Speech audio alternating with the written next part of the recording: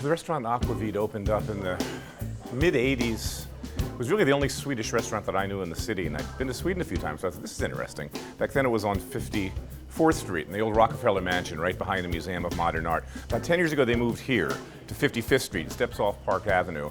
They've had a bunch of chefs over the years, maybe most notably Marcus Samuelsson, who really blew up there, did a great job. But the new chef's really interesting. Emma Bengtsson. She was the pastry chef here who kind of reluctantly got talked into becoming the executive chef. In my opinion, the restaurant's never been better than it is today under her command. She's on fire. We're going to spend the day with her and her staff in the kitchen, see what makes this place so great. Scandinavian inspired, Swedish inspired. You'll see smoking, you'll see pickling, you'll see fish, you'll see a lot of great food and a reason to come up to East 55th Street for dinner. I'm Mike Colameco, industry insider. Been in the business my whole life, and I know what it takes to succeed. Each week we'll take you into real kitchens, filmed in real time. Backstage passes to a day in the life of chefs, restaurateurs, and their teams. The competition's fierce. Careers, life savings, and reputations hang in the balance. These are my people, and this is their passion. And that's what's next on Mike Colameco's Real Food. Mike Colameco's Real Food is brought to you by the continuous, generous support of the following underwriters.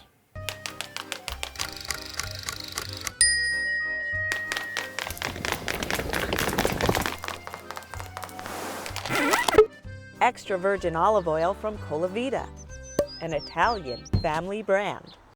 Rachel Ray's signature specialty food line, designed for preparing meals at home. Lou's Naturals family of brands offers all-natural, minimally processed meats, free of antibiotics, hormones, and nitrates. From our family to yours. Imported from Italy, Anna pasta is made from 100% Italian durum wheat semolina and pure spring water, slowly dried to cook al dente. Recipes online at cento.com. All right. I love Emma. She is a chef's chef. I don't think she's on Instagram. I don't think she's on Twitter. I don't think she's on Facebook. I don't think she knows social media exists. I've never seen her take her phone out during service. She just loves to cook. This girl is most at home in the kitchen. Yep. This is what she wants to do. What's the puree, chef? Potato? Classic. Yeah. Fair amount of butter? No. I think that was a yes. Emma Bengtsson, thanks for being on the show. Thank you for having me. And right off the bat, congratulations on not one, 2 Michelin stars. Huge. Yes, thank you. So, 3 women chefs in America have 2 Michelin stars, and that's it. Yes. How many worldwide? We know this. Not many. Not many. It's around a dozen. So it's hay ash. Hay ash. Ashes from hay. Yes. And the little dots, the little sauces? Egg yolk, onion marmalade, and horseradish cream. And these are little tiny potatoes Yes. that have been... Deep fried. We cook them sous vide with... so their starches are somewhat set. Yeah. They smell great. It's a classic from back home. It's called rydberg. In a more rustic fashion, Yeah. but because you're you. That's the egg yolk, that's the onion, that's the horseradish. Breaking it down a little. It's a very, for me, traditional. I'm going a lot back to my roots. A lot of Swedish flavors. Trying to think a lot what I ate as a kid, what I like, and what I want to eat when I go out. We have some gravlax, Swedish made. Underneath it you have asparagus, panna cotta, under one dome. Under the other one is gravlax tartar. A way to also utilize everything out of the product that we get. It's not too complicated. We work with very pure flavors. It's not too complicated. Yes. I've eaten here. I mean, to your point, Swedish flavors, you know, in America and even in New York where we're so restaurant-centric, you know, Swedish food is still, I don't know, what is it? This is the herring. Yes.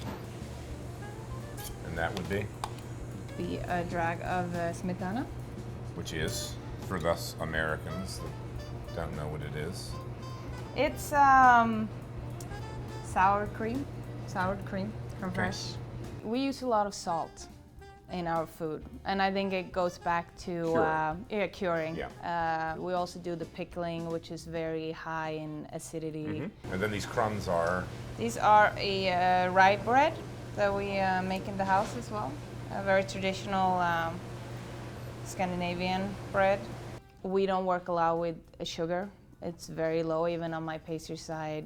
So the basic flavor of the salt, the sour, the bitter are very elevated. Lightly boiled quail eggs. Gotta have eggs with your herring. It's very important. Gotta have it. Yep. And then a little bit for color, texture, freshness. A little radish. A little crudité of beet and radishes. Yeah, crunch, texture, organic flavor. And some pickling. Pickling, yeah, yes. I think it's very basic cooking. Can I say that? Yeah, you can say it, but we're going to spend the day with you in the kitchen, and everyone's going to find out that basic turns into not so basic when you actually see the plates. We have a powder that's made from dried sour cream and vinegar. Dried sour cream and vinegar. How do you dry sour cream? You buy it. Okay. You have my secret there. I mean, I don't think there's a single thing that I've had on the menu here that doesn't have 8 to 10 elements on every plate. That are great. Yeah, I mean, they're yeah. harmonious and they're beautiful, and the compositions are great, but there's a lot going on. Yeah, but all the ingredients in themselves are very pure in what they are. We don't try and manipulate them and turn them into something they're not. If it has a great flavor as it is, it should stay that way. And that's how I feel about the eating out. You should understand what you're eating. I mean, that just tastes amazing. And this, I mean, who doesn't love to make shellfish stocks and then to finish it with that shellfish butter? It's like just killer. It's like a flavor bomb. Brilliant. Love it. Thank you. So, you use the whole animal like everyone's doing these days, the Yeah. nose to tail theory of butchery. Not that that's anything new, people have been doing that since the beginning of time, but so tell me what this pig becomes on your menu. We brine the meat for 2 days, and then we cook it for equal amount of time. So we cook it very slowly, take it all apart, and then we put it all back together again in a roll. And we serve that together with also pork belly and some fermented radicchio. Like slowly, like almost kimchi style, but white, without the fermented, but without the red pepper flakes. Where'd you get that idea? We've had a lot of Koreans Have you? working here, Okay. so Cross-cultural pollination into exactly. the Swedish kitchen. It's a very learning kitchen. Whatever they want to say, whatever they want to do, we're all here to learn, and we all come from different backgrounds. Håkan, thanks for having us in. Thank you. So, Aquavit opened in 1987. Yes. A long time ago in New York dog years, restaurant years. I mean, that's a heck of a run. There was nothing in the space of Nordic, let alone Swedish food in the city at that time. That's correct, and hadn't been for a long time. There used to be a lot of Scandinavian restaurants, but they one by one disappeared. I think that Scandinavian cuisine evolves and changes, Right, it's changed a ton. like any other Right. cuisine. And I think the problem historically was that the restaurants here in New York did not change with the times as Scandinavian cuisine changed in Scandinavia. And when I came here in early 80s, I worked for the Swedish government, and the number one question we had was, where can we eat Scandinavian tonight? And there wasn't anything. So I didn't have any background in restaurants, and it became an idea of mine to, well, we need to open a really good high-end Scandinavian restaurants, because I think New York deserves to have one. Everyone asks this question, and I want someone to answer it that has point-on authority. Explain to us what Aquavit is. It is actually the water of life, a traditional beverage coming from the Nordic countries. Actually, it's been produced for over 600 years, and it was used for the meal. It was meant to go along with the herrings and the gravlax. So it's a grain that they're using? Is it It wheat is. driven? Is it It's a Does it matter? neutral grain or potato spirit. anything? Just a neutral So, grain spirit, yes. period, or potato spirit? Yes. So in that whole plethora of what a vodka could be called. Exactly. And with this, to be a traditional aquavit by EU standards, it needs to have caraway in it, but also a little anise, dill are traditional for them as well, along with fennel. Tell me what we have. You have something poured in So glass. we have one already pre-poured, which is our house-infused horseradish. So it's very much horseradish, that nice big pungent on the nose, but it's on the palate something very different. It's much more delicate of a horseradish flavor. And by far one of our most popular house-infused. It's really good. So It's really good. I can attest to that. Very char.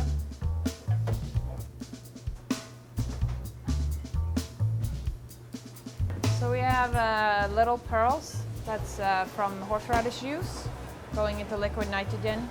And then on top of that is IPA foam with a little bit of grapefruit juice to refresh your taste buds Between before the courses. last. Yeah. So this is going to be a little side dish of the big tasting menu. It's a carrot ravioli. What we're doing with this dish is we're using the whole product. The leftover from the carrot is turning into a carrot puree.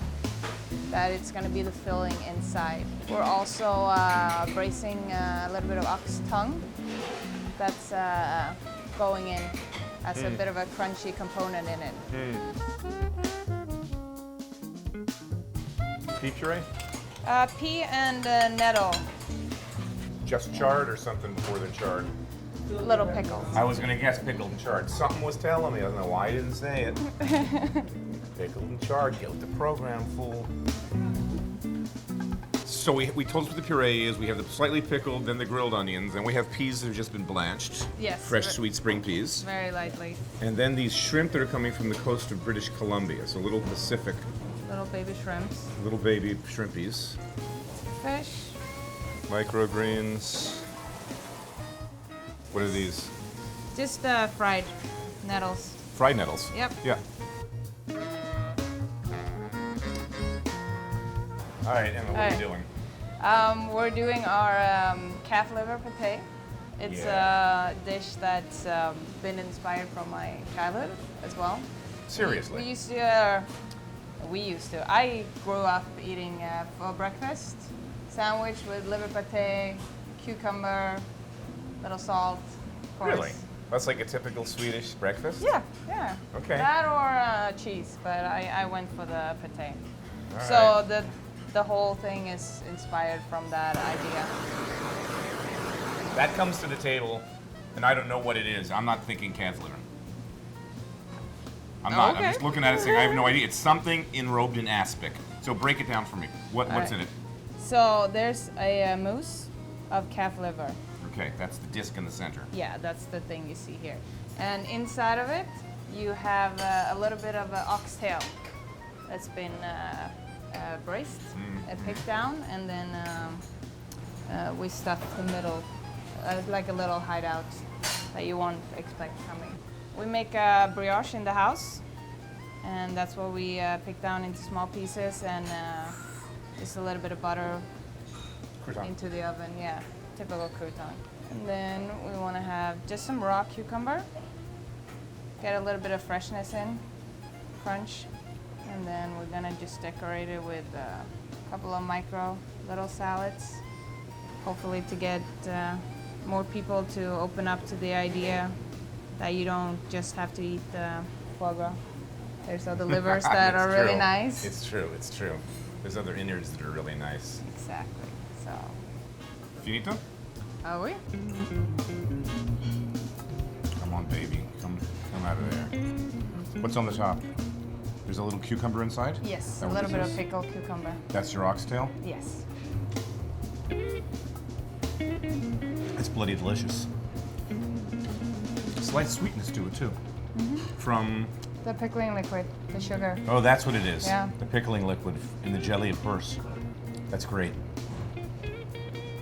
That's damn good cat liver. Thank you. you. I've been wanting to eat this for weeks. I'm gonna go finish it. I miss my family. I'm a little homesick. Okay, Arctic bird's nest. Okay.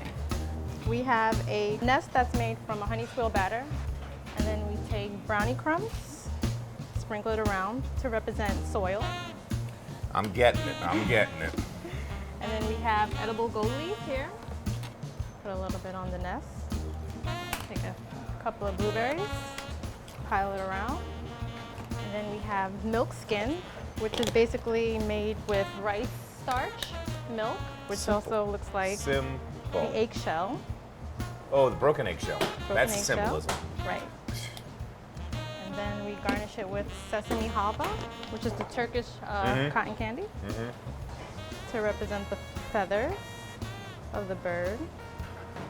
And then we also garnish it with tempered chocolate to look like the branches. God, you know, I got this now that I ate here, and I don't remember all of this detail either. And then we garnish it with some Ophelia cress. Ophelia. Ophelia. I have to taste this. I've never heard of it. It sounds like a character out of a Shakespeare play. Tastes like cress, Yeah? but we're not done yet. Not done yet. We're not done yet. Almost. We're getting close. And then it gets a scoop of blueberry sorbet. And then we make the eggs out of a goat cheese parfait, and it's filled with a sea buckthorn curd. Tea. Sea buckthorn buckthorn. curd. It's a Scandinavian berry. It's a berry, It's a berry. and it's called sea buckthorn. Sea buckthorn. And then we garnish it with snow, yogurt snow, to represent the snow. Not done yet. We're not done yet. This could be the whole show. We're just gonna, this is the show. That's it, that's the show. It's called the And Arctic Bird's Nest Show. frozen raspberries that we soak in nitrogen. Frozen raspberries that you guys make in-house. Joe, you gotta get the camera. So we'll roll back the tape to Emma Bengtsson, the little girl growing up south of Gothenburg, Sweden. What drew you to cooking? Everything started with my family. It's something we always done together. My grandmother was an excellent cook. My mother, it was a time of day that we spent together, and we get to make a mess in the kitchen, literally. It's a passion that's always been in me, and it's also something that's very free. I've never been very good at sitting still or writing computers. It's just not me. So creating something with my hands it's something that I just love to do. What's the next dish, chef? We're doing my version of a seafood salad, pretty much. The idea is a little bit to get from the west coast of Sweden, where I'm from, where you go and swim and you accidentally inhale some water in the ocean, and it actually is pretty nice. Drowning, you mean? Not drowning. Just a little sip of salt water. But to get that ocean feel. Does the water get warm enough to swim? Yeah, we're used to it. It's not maybe warm enough for normal people. normal people. Polar but, bears and Swedes. Yeah, Okay. we're good to go. Okay. In the bottom of this, just to break off the flavor a little, we're making juniper butter. Simple. We keep going back to simple. Just a little juniper butter on the bottom. So we use the bigger part, the down part of the crab legs for the mix. A little bit of oil, a little bit of salt, a little acid too. And to top it off with the salt, we're using sea beans. They're salty. They taste like the ocean. But they're also very crisp and Yep, fresh. crunchy. So they're adding that texture to the dish. Also adding some trout roe as well for texture. I used to catch blue mussels as a kid, but I never ate them. We would just catch them. Pull them off of rocks and stuff. Yeah, and then use them as bait for crabs, little crabs. And you'd eat the crabs. No, Just To amuse yourselves. It was just for fun, Okay. fishing crabs. Your idyllic childhood just south of Gothenburg. All right. Just to garnish a little, we're charring some pickled onion. Great texture, great flavor. Gotta get a little bit of the smoky flavor in there too. Smoky. Isn't Some, there a smoked broth with this? Yes, we're just highlighting it a little bit more. Okay, Get it just making sure I'm on the same menu. Topping off a little for a little more color. We're gonna use some broth.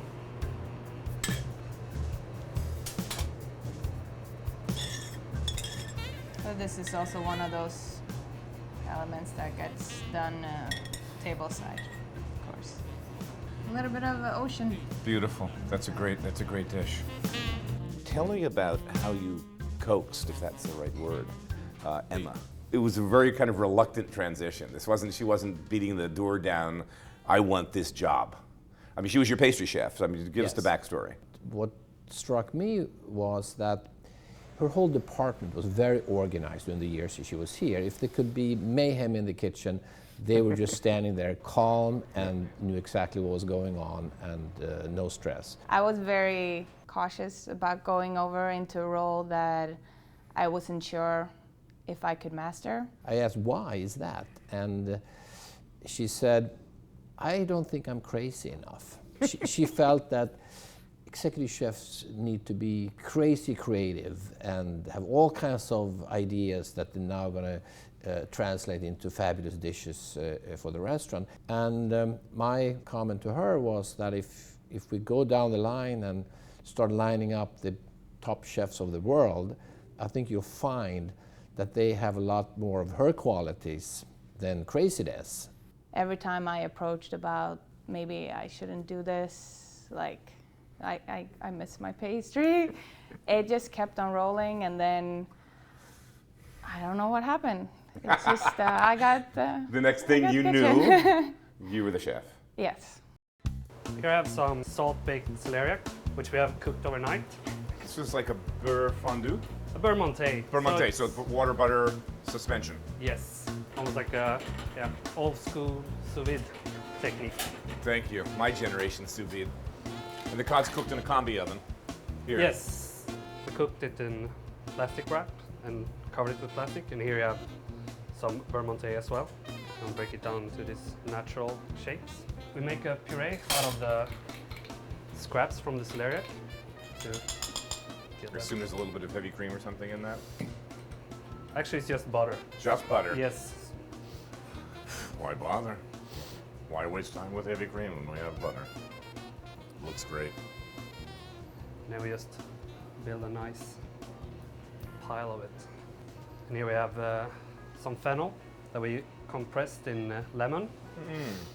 We have some trout roe for freshness as well.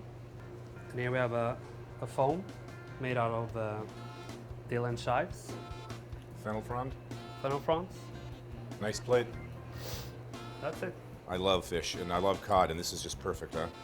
I love the way you do that too. You know, instead of serving it in that one lozenge, it looks beautiful. You break the fish up into these just natural, the muscle fibers.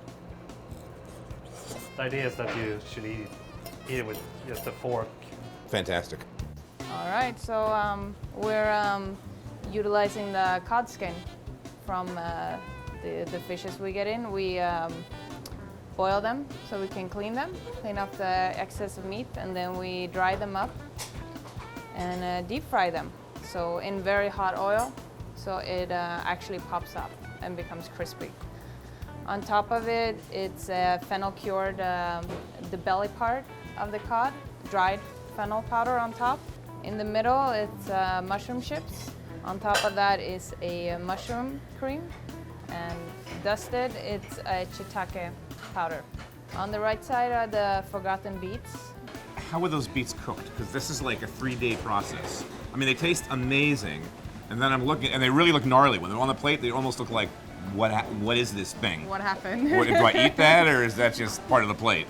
What we'll do is we put them in a big hotel pan and cuddle them in with hay. And then we turn the hay on fire. Smoked hay. Smoking it.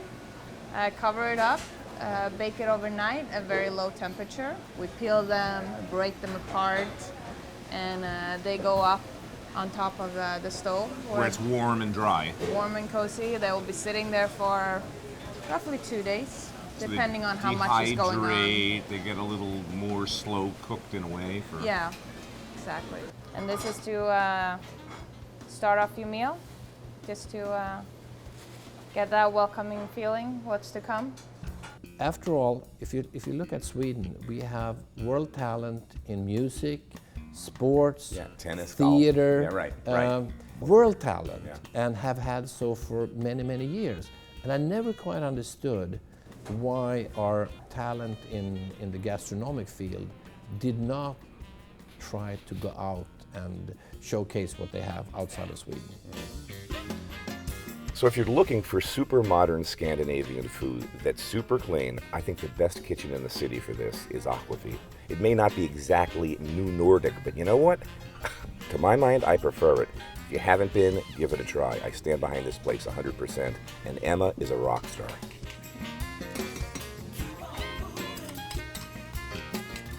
My Colameco's Real Food is brought to you by the continuous, generous support of the following underwriters.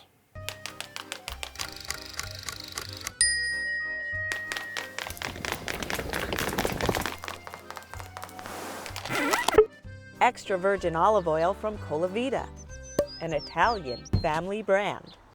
Rachel Ray's signature specialty food line, designed for preparing meals at home.